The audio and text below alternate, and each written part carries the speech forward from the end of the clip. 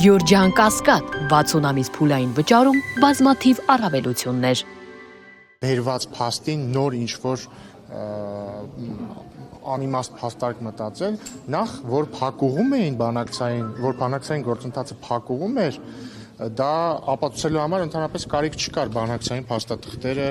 հրապարակելու։ Սերժ Սարգսյանն էր 2018 թվականի ապրիլի 17-ին այս դահլիճում վարչապետ ընտրվելուց պատասխանելով հանրապետական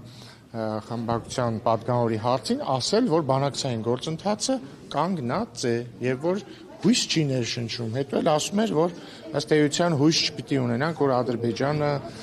չի փորձելու ռազմական ճանապարհով լուծել հարցը։ Հաջորդը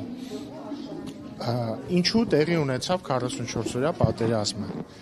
Իմ մի կներեք էլի, բայց որ խնդրեմ կասեք, Ինչու տեղի ունեցավ 44-օրյա պատերազմը։ Երկու պատճառով, բայց գլխավորապես մեկ պատճառով։ Պատճառ համար 1։ 1998 թվականի դրությամբ Հայաստանի եւ Ադրբեջանի ռազմական բյուջեի հարաբերակցությունը 1.1 էր։ Այսինքն գրեթե ամբողջությամբ հավասար։ 2008 թվականին օրինակ, երբ որ Ռոբերտ Քոչյանը ավարտում էր իր նախագահության շրջանը, արդեն այդ հարաբերակցությունը 1.5 էր, այսինքն արդեն Ադրբեջանի ռազմական բյուջեն Հայաստանի ռազմական բյուջեին գերազանցում էր առավել քան 5 անգամ։ Աղբյուրը Civilnet կարող է ցանկացածը ստուգել։ Civilnet-ն էլ իր հերթին այլ աղբյուրների հղում է անում։ Սերժ Սարգսյանի օրոք էլ ավելի է մի շրջան բարձրացել հարաբերակցությունը եւ մենք ժառանգել ենք շատ բարձր տարբերություն ռազմական բյուջեների, որը մեր օրոքի իդեպ քչացել, այսինքն տարբերությունը։ Եվ մյուս կողմից այս ամբողջ շրջանում տեղի ունեցել ինչ աճել է Ռոբերտ Քոչյանի ընտանեկան բյուջեի թիվը, ենթադրում եմ նաև Սերժ Սարգսյանի օրինակ Փեսայի ընտանեկան բյուջեն է ակնհայտ ակտիվ տեմպերով մեծ աճ գրանցել եւ սրան զուգահեռ բանակցային փաթեթում տեղի են ունեցել նախ ի սկզբանե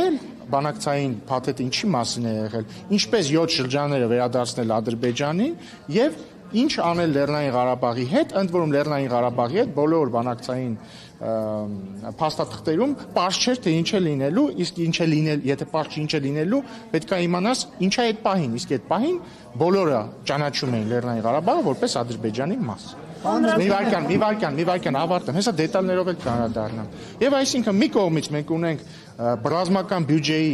հարաբերակցության փոփոխություն ի օգուտ Ադրբեջանի, մյուս կողմից ունենք Ռոբերտ Քոչյանի, Սերժ Սարգսյանի եւ իրենց մերձավորների ընտանիքների ընտանեկան բյուջեների աճ, մյուս կողմից ունենք բանակցային փաստաթղթերի շարունակական վատթարացում հայկական կողմի համար եւ մյուս կողմից ունենք մի իրավիճակ, որ Ադրբեջանը նույնիսկ այդ վատթարացող փաստաթղթերին չի ասում այո, որովհետեւ ներողություն ես կպատասխանեմ, որովհետեւ ամեն հաջորդ փաստաթուղթ դառնում է ավելի լավը Ադրբեջանի համար։ Նաեւ ուզում եմ հիշեցնել, որ վերջին փաստաթուղթը, որին կողմերից որևէ մեկը ասել է այո, եղել է 2011 թվականի Կազանյան փաստաթուղթը, որին Հայաստանը իդեմ Սերժ Սարգսյանը ասել է այո, Ադրբեջանը իդեմ Իլհամ Ալիևի ասել է ոչ։ Դրանից հետո չի եղել որևէ փաստաթուղթ, ես հարցի եմ պատասխանում, չի եղել որևէ փաստաթուղթ, որին հայկական կողմը ասի հակառակ ասեմ, չի եղել փաստաթուղթ, որին Ադրբեջանը ասի այո եւ Հայաստանը ասի ոչ։ Հիմա խնդրում եմ հերթով։ Եվ հիմա գլխավոր հարցը, որը հնչեցվում է փաստաթղթի հրապարակումից հետո ընդդիմադիր տարբեր պաշտոնյա շրջանակների կողմից, հետեւյալն է, թե ինչ է հայկական կողմը պաշտոնապես պատասխանել 2019 թվականի առաջարկներին։ Կարող եք ասել ինչ է Հայաստանը պատասխանել 2019-ի ներկայացված առաջարկներին։ Եվ ինչու չի հրապարակվել պատասխանը։ Նախ տարօրինակ է, որ իրենք այդ հարցը տալիս են միայն 2019-ի փաստաթղթի վերաբերյալ եւ չեն տալիս 16-ի, 15-ի, չգիտեմ, 11-ի եւ հաջորդը, Ժորժան, եկեք մի բան պայմանավորենք։ Խնդրում եմ երկու բան պայմանավորենք։ Բան համար 1, դուք խնդրում եմ, երբ որ ես պատասխանում եմ հարցերին, կողքից մի խոսեք, որտեղ խանգարում եք եւ շեղում եք ինձ։ Եվ բան համար 2, դուք տալիս եք ինձ հարցեր, ես պատասխանում եմ։ Խնդրում եմ, սպասեք հարցս հարցի պատասխանը ավարտեմ, կարող է ձեր շատ արժեքավոր կոմենտի եւ մեկնաբանության կարիքը չլինի ուղղակի վերջ։ 2019 թվականը ինչու չէիք հրապարակել եւ ինչ է պատասխանել Հայաստանը։ Կրկին հատուկ ազատության համար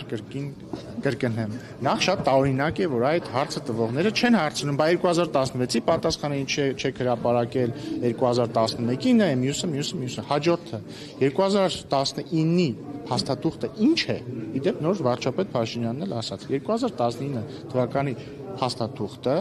2016 թվականի դրությամբ կամ եթե այլ կերպ մեկնաբանենք 2018 կարելի է այդպես էլ մեկնաբանել փաստաթղթերի սեղմագիրն է, այն նոր առաջարկ չէ։ Հաջորդը Հայաստանը դրան պաշտոնապես չի պատասխանել, որովհետև Հայաստանը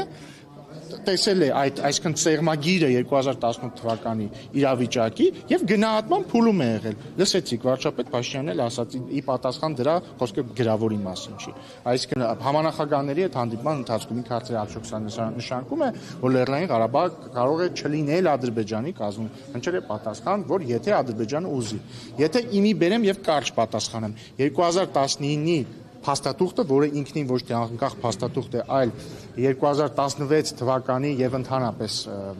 ինչ եմ ասում 2016, որտեղ որ կարդաք տեսնեք, որ շատ քիչ է տարբերվում 2016 թվականի օգոստոսի փաստաթղթից։ Բայց այսպես ասենք 2018 թվականի դրությամբ փաստաթղթերի սեղմագիրն է եղել, այսինքն այն ինչ կար այդ պահի դրությամբ։ Եվ մենք դրա գնահատման փուլում ենք եղել։ Հետևաբար ես հիմա ձեզ ուղիղ հերքում եմ այն պնդումը ընդդիմության կողմից հնչեցվող, թե իբր եղել է 2019 թվականին որևէ ինչ-որ նոր առաջարկ եւ առավել եւս, որ մենք այդ որևէ նոր առաջարկին ասել ենք ոչ։ Հիմա դուք ասում եք, Հիմա մի վարքան, հիմա սկսելա թող ավարտի, հետո դուք նախագահների բանակցած փաստաթղթերը վատն էին, անորոշ էին, հա, Լեռնային Ղարաբաղի Հանրապետությունը չուներ ըստ էության կարգավիճակ անորոշ չէր, բայց 2018 թվականին Նիկոլ Փաշինյանը հայտարարել է, որ ինքը սկսում է զորոյական կետից։ Ինչի հանգեցրեց այս զորոյական կետը։ Ախր բայց ես նոր հիմա ձեզ ինչի մասն էի ասում եմ Սերժ Սարգսյանն է, ներողություն։ Սերժ Սարգսյանի թողած ժառանգությունը այն էր, ինչ 2019 թվականի փաստաթղթում կար։ Մի վարքան, դե լավ, հիմա ինչ ավարտեք, ես կավարտեմ։ Ավարտեցիք։ Դուք ասում եք, որ Դուք հիմա չեք ավարտում, դուք կրկնում եք ձեր նախորդ ասածը։ Ավարտեցիք հիմա։ որտեվ շեղում եք իմ հարցը եւ ուզում եք Իսկ կարող է դուք շեղում եք իմ պատասխանը։ Դուք ուղիղ ասեք, Նիկոլ Փաշինյանը երբ որ զորոյական կետից է Խնդրում եմ ավարտեք, ինչ որ նկատի ուներ, ինչ ժառանգություն, եթե զորոյական կետից է։ Ավարտեցիք։ 2019-ի փաստաթուղթը, որը ինչպես նոր ֆիքսեցինք, նոր առաջարկ չէր եւ 2018 թվականի դրությամբ, այսինքն Սերժ Սարգսյանի թողած ժառանգություններ գնահատման փուլում է եղել Հայաստանը։ Եթե ձեր հարցի ենթատեքստը, իսկ ձեր հարցի ենթատեքստը հետեւյալն է, որ ընդդիմությունը ասում է, չէ, որ Փաշինյանը եկավ, ամեն ինչ թողեց մի կողմ, մերժեց այդ պահին սեղանին արկա փաստաթուղթը եւ ինչ որ նոր բաներ ասեց։ Ես հիմա ապացուցում եմ, որ այդպես չի, որտեղ 2000 Չէ, դա Նիկոլ Փաշինյանն ասել, ես ասում եմ զորոյական կետից, ինչ ընդդիմության անունը տվեց։ Ես էլ ձեզ ասում եմ, որ 2019 թվականի փաստաթուղթը, որը Սերժ Սարգսյանի ժառանգությունն էր, մի բան էր, որը սեղմագիրն էր Սերժ Սարգսյանի նախագահության ավարտի դրությամբ։ Այդ փաստաթուղթը հայկական կողմը չի մերժել։ Հիմա Նիկոլ Փաշինյանը զորոյական կետից է սկսել, թե ոչ։ Զորոյական կետը 2019 թվականի սեղմագիրն է, որը նույն ինքը, որը նույն ինքը, ախր հենց նոր վարչապետ Փաշինյանը ձեզ ասեց զորոյական կետը որն է եղել։ Ասում է, ես եմ ԵԱԿ Մինսկի խմբի համանախագահներին ասեք, հիմա կտակ մի հատ հասկանանք վերջին դրությամբ իրավիճակը զորոյական կետը որն է։ Եվ իրանք տվել են 2019 թվականի սեղմագիրը։ Պատասխանեցի ձեր հարցին։ Սեփական բառ հետեւաբար անիմաստ։ Դե դուք էիք զրոյական կետից հարցնում։ Հարցնել հետո ես էլ։